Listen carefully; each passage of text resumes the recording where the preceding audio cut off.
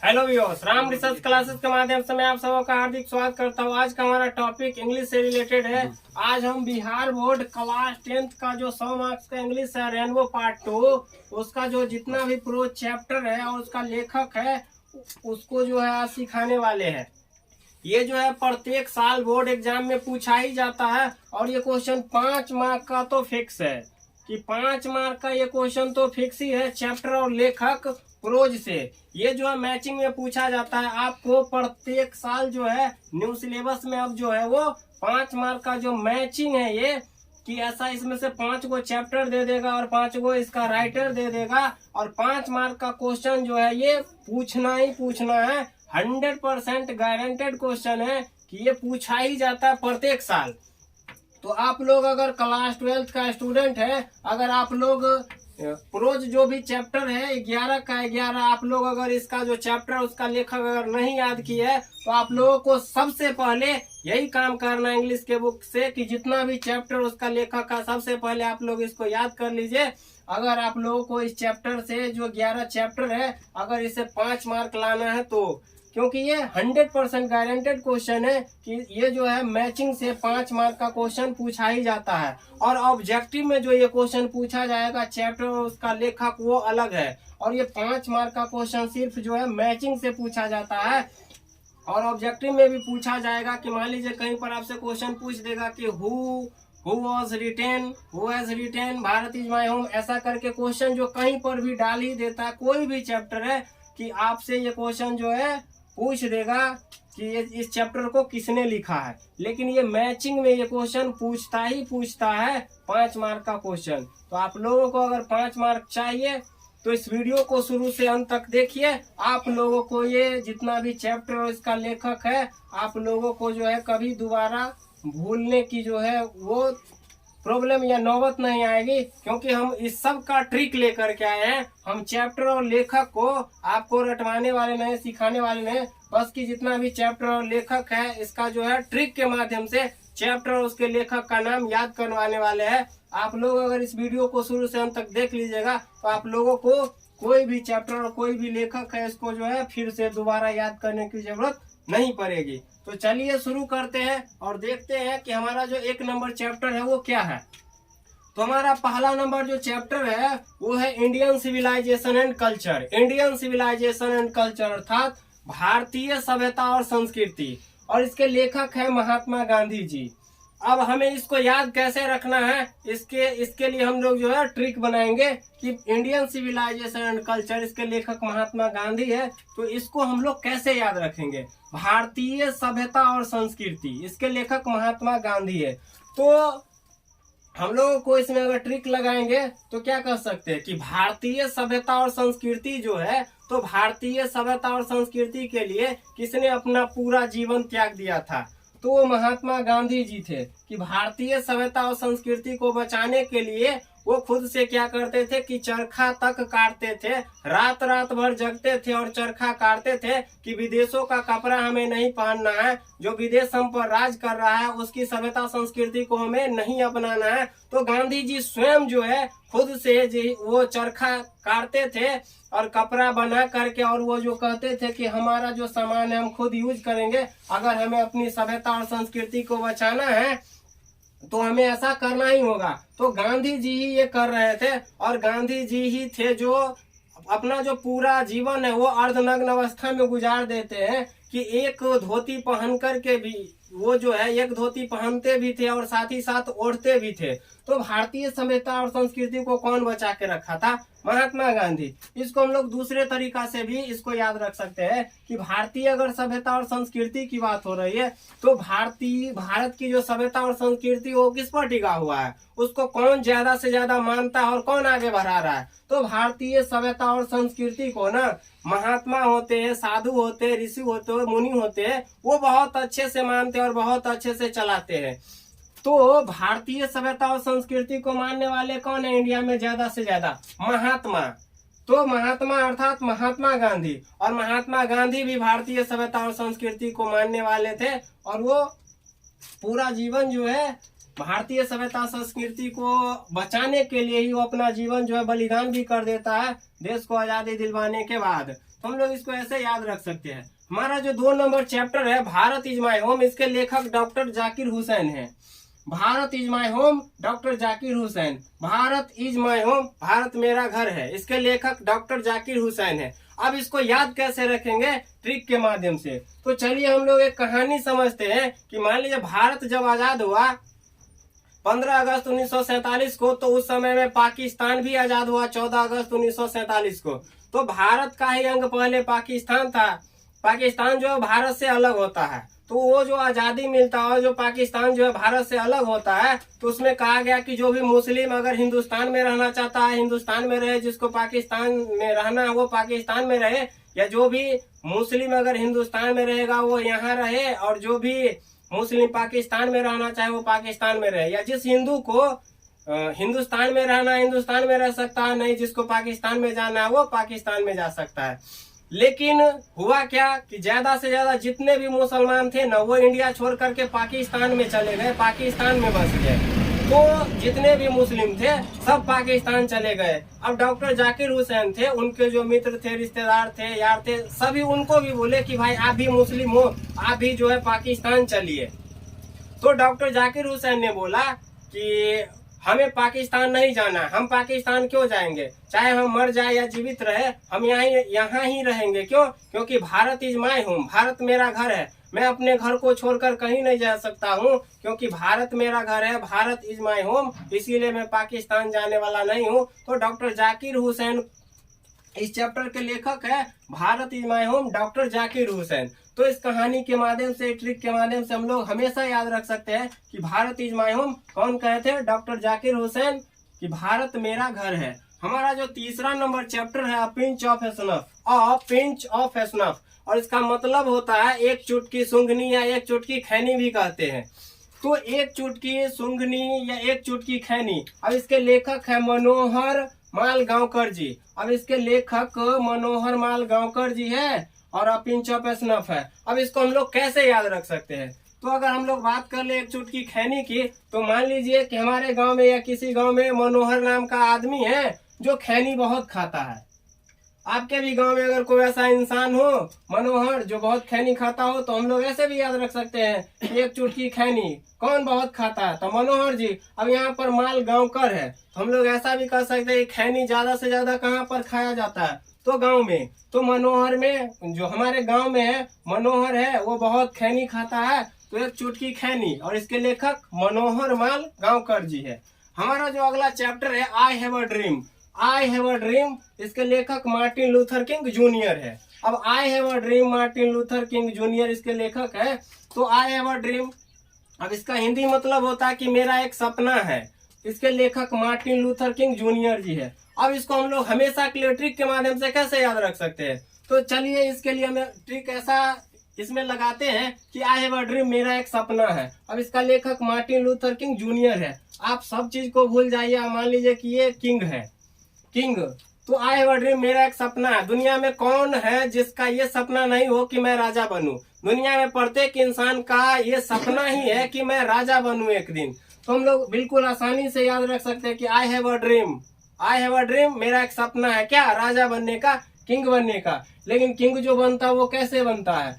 Martin, अर्थात मार करके और लूट करके। तो यहाँ लूथर है, मार्टिन है। तो राजा बनने का जो सपना है वो किंग बनेगा, कैसे बनेगा? मार्टिन मार करके, लूट करके, और वो राजा बनेगा। ऐसा जो है सबका सपना रहता है कि मैं राजा बन जाऊं। लेकिन कोई ऐसा इंसान होता है जो ऐसे भी राजा बनता है कि किसी को मारता है, लूटता है, फिर राजा बनता है। हमारा जो अगला चैप्टर है वो है ideas that have helped Mankind, और इसके लेखक है बर्ट्रैंड रसेल। इसके लेखक बर्ट्रैंड रसेल है। अब ideas that have helped Mankind, इसका मतलब होता है कि वे विचार जिन्होंने मानवता की मदद की है या मानव जाति की मदद की है। तो ये हमारा बर्ट्रैंड रसेल, बर्ट्रैंड रसेल। अब देखिए, वे विचार जिन्होंने मानव जाति की मदद की है, वे विचार जिन्होंने मानव जाति की मदद की है। अब इसके लेखक कौन है? Bertrand Russell. अगर हम लोग इसको ऐसे याद रख सके कि ट्रेंड, बस इसको हमें ऐसे याद रख लेना है कि इसको अगर हम लोग ट्रेंड समझ ले तो वो विचार जिन्होंने मानव जाति की मदद की है। तो मानवों की जो मतलब कोई भी आइडिया है, विचार है जो मानव का मदद करेगा, तो मानव क्या हो जाएगा, ट्रेंड हो जाएगा। कहते हैं ना कि ये जो इस काम को करने में ट्रेंड है, निपुण है। हम लोग ऐसे कह सकते हैं कि वो उस विचार के माध्यम से जो मानव जाति का जो विचार है उससे आदमी क्या हो जाता, ट्रेंड हो जाता। तो इसके लेखक है बर्ट्रैंड रसेल। अब हमारा अगला है दी आर्टिस्ट।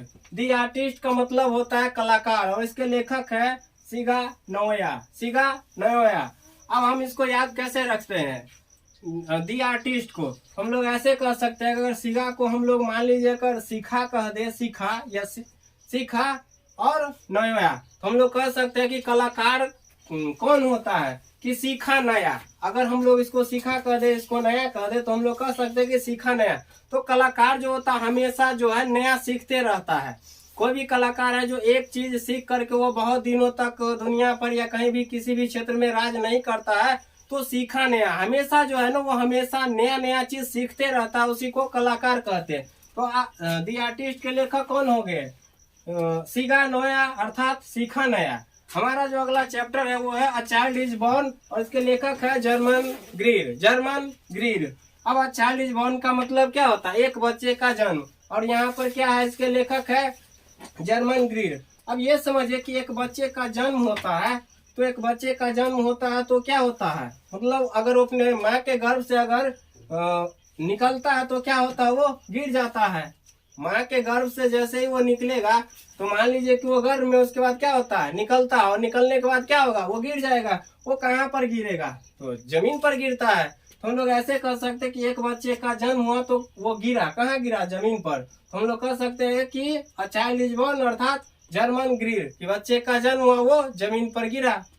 हमारा जो अगला चैप्टर है कि how free is the press, इसके लेखक है डी.एल. सेयर्स अर्थात डोरोथी एल. सायर्स। अब हम लोग इसको याद कैसे रख सकते हैं, how free is the press का मतलब होता है कि प्रेस कितना स्वतंत्र है, और इसके लेखक है डी.एल.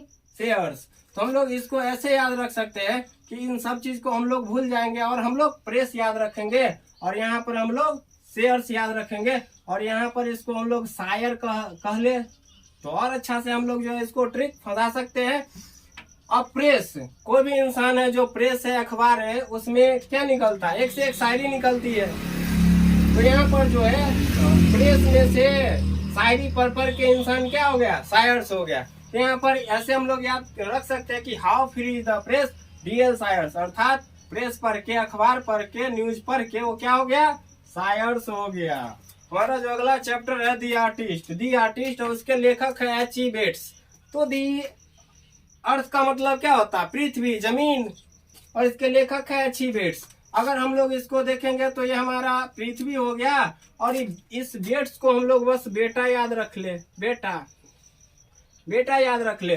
तो अब समझिए कि हमारे पास जो भी जमीन रहता है, पृथ्वी रहता है, वो किसके बीच में बंटवारा होता है, तो बेटा के बीच में। हमारे पास जो भी जमीन रहता है, जितना कट्ठा बीघा धूर जो भी रहता है, तो हम उसको किसके बीच में बांटते हैं, तो उस पर हमारे बेटे का अधिकार होता है। यहाँ पर पृथ्वी है, तो पृथ्वी हम लोग किसके बीच में बांटेंगे, बेटा के बीच में। हम लोग कहेंगे कि इसको बेटा मतलब बेट्स, तो जो भी जमीन होता है वो बेटा के बीच में बढ़ता है। हम लोग इसको अगर दूसरा तरीका चाहे तो ये भी कर सकते हैं कि बैट, तो हम लोग ये भी कर सकते हैं कि बैट जो होता है वो कहाँ रहता है, जमीन पर रहता है। जब भी जो क्रिकेटर होता है, बैटर होता है, वो बैट लेके जाता है खेलने के लिए, तो बैट को वो कहाँ पर रखता है, तो पृथ्वी पर ही रखता है।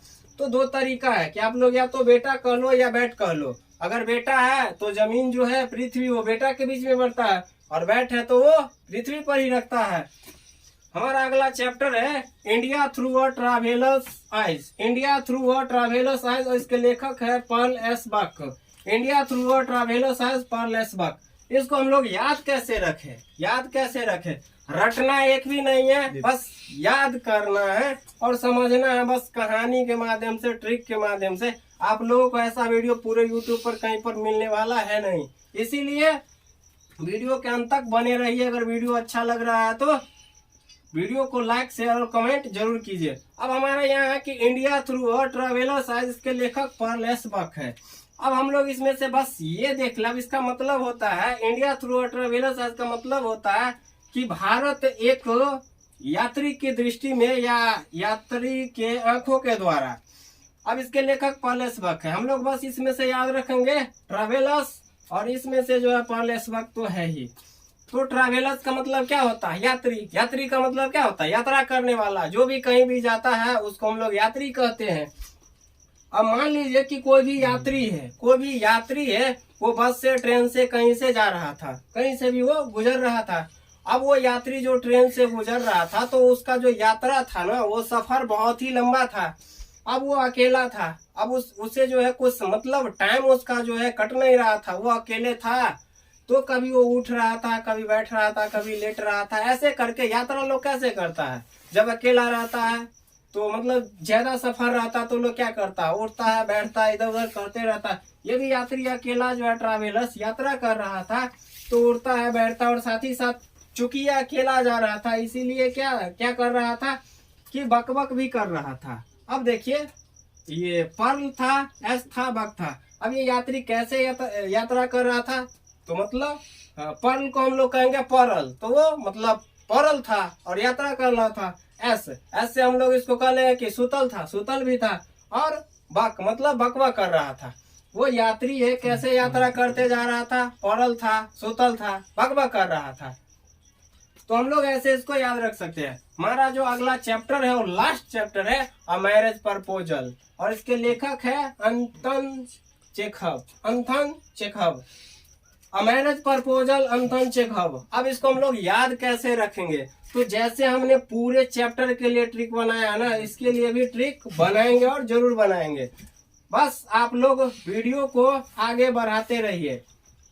हमारा जो ये लास्ट चैप्टर है, अ मैरिज प्रपोजल, इसका मतलब क्या होता है? शादी का प्रस्ताव, एक शादी का प्रस्ताव। और इसके लेखक है अंटन चेखव। अब हम लोग ये कह ले कि एक शादी का प्रस्ताव, तो शादी का प्रस्ताव कैसे पहुंचता है? तो हो सकता है कि किसी अगुआ के माध्यम से हो, या किसी के माध्यम से जो है शादी का प्रस्ताव जाता है। मान लीजिए कोई लड़का है, अब उसका यहाँ पर जो है शादी होने वाला है। लड़का है, अब उसका शादी होने वाला है, तो किसी का भी तो डायरेक्ट शादी हो नहीं जाता है। सबसे पहले जो है शादी की जो होती है वो बातचीत चलती है, उसके बाद क्या होता है? तो उसके बाद देखा सुनी होता है, उसके बाद ही किसी का शादी होता है, या उसका जो प्रपोजल होता है वो एक्सेप्ट किया जाता है। प्रस्ताव भले दे दे, लेकिन सबसे पहले जो है देखा जाता है, उसके बारे में उससे बात किया जाता है, जो भी होता है, इसके बाद ही प्रपोजल जो एक्सेप्ट किया जाता है। अब हम लोग ये कहेंगे कि एक शादी का प्रस्ताव है, तो क्या कर रहा है? यहाँ पर चेखव है, तो हम लोग इसको ऐसे भी कर सकते हैं कि चेक। तो जैसे ही किसी भी लड़का और लड़की का शादी होगा, मान लीजिए कोई लड़का, उसका शादी किसी लड़की से फिक्स हो रहा है, तो बेटी वाला जो रहता है वो डायरेक्ट शादी नहीं कर लेगा। वो पहले क्या करता? पता करता, चेक करता है कि लड़का सही है, गलत है, उसके बारे में पहले पता करता है। उसके बाद फिर भी अगर सब ठीक ठाक रहता है, फिर भी क्या करता है कि जाता है लड़का से और उसको चेक करता है। मान लीजिए वो उसका पढ़ाई लिखाई है, उसका रहन सहन है, जो भी है, पहले चेक ही करता है। उसके बाद ही शादी का प्रस्ताव है वो क्या होगा कि वो फिक्स होगा, शादी उसका और एक्सेप्ट होगा। पहले चेक होगा, मान लीजिए पढ़ा लिखा है तो उसका डॉक्यूमेंट चेक होगा, कितना पढ़ा है, क्या करता, नहीं करता, सब चीज वेरीफाई करता है। तो मैरिज प्रपोजल जो होता है वो डायरेक्ट एक ही बार में क्या होता है? एक्सेप्ट नहीं किया जाता, पहले चेक किया जाता है। जिसका भी मैरिज प्रपोजल कहीं भी जाए, लड़का या लड़की का, तो सबसे पहले चेक किया जाता है, और सब कुछ ठीक ठाक रहता है, उसके बाद ही जो मैरिज प्रपोजल है वो एक्सेप्ट किया जाता है। आप लोगों को हमारा ये जानदार और शानदार टॉपिक कैसा लगा, कमेंट करके जरूर बताइएगा।